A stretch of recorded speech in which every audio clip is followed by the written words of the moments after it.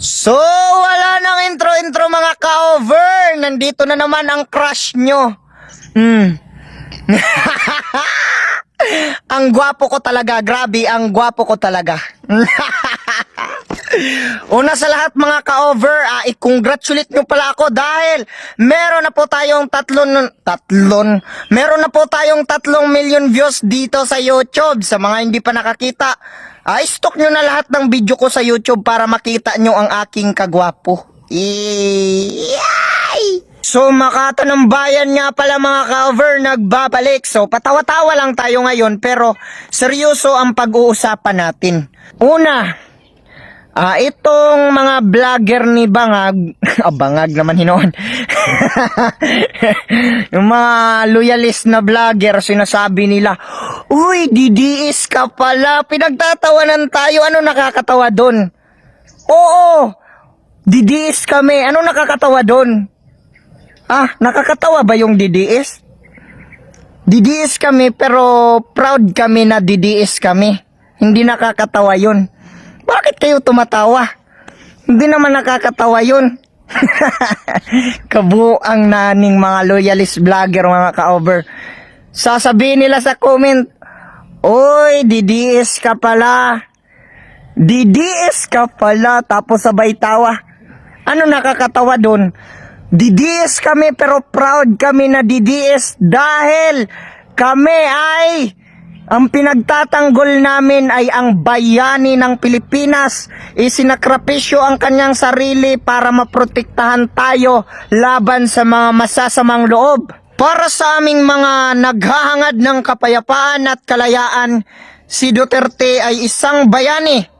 At para naman sa mga kamag-anak ng adik, si Duterte ay masama. Si Duterte ay isang bayani ng mga kabataan sapagkat ipinagtatanggol niya ang ating kinabukasan. Isinasakripisyo na ang kanyang pangalan. Siya ang nagbigay daan para si Marcos ay hindi mahirapan. So, ang mapapayo ko lang kay Marcos no na ibalik niya ng buhay si Presidente Duterte.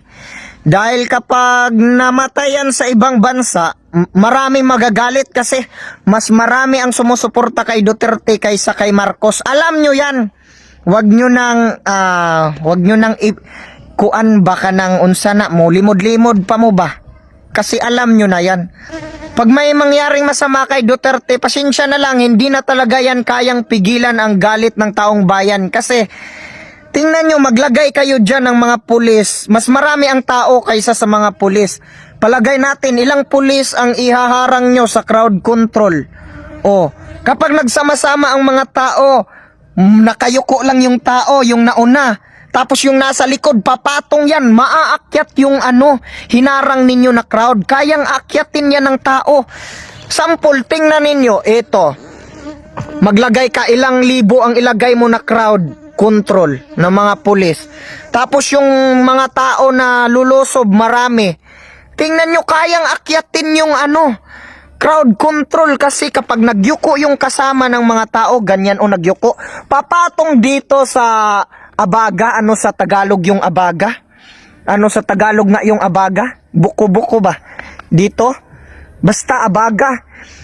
Aakyat yung ibang tao dito, sasampa dito sa likod. Tapos yung iba naman sasampa pa sa taas. So, pag mataas na yung na angat ng tao, napatungan ng tao, yung ulo ng mga pulis, pwede na yan apak-apakan nila. Makakadaan na sila. Kahit ilang libong pulis pa yung gawin ninyo na crowd control, kapag nagalit ang taong bayan, hindi kaya. Kaya ito lang ang masasabi ko, matulong ko kay Marcos. Pauwiin ng buhay si Duterte. Kasi hindi talaga kaya ang taong bayan. Kung hindi siya makinig, bahala siya basta nag-advise na tayo. Hindi kakayanin kapag nagalit na ang taong bayan. Marami yung mga tao. Palagay natin walang sakitan pero kayang pasukin yung crowd control na pulis kahit ilang libo pa yan.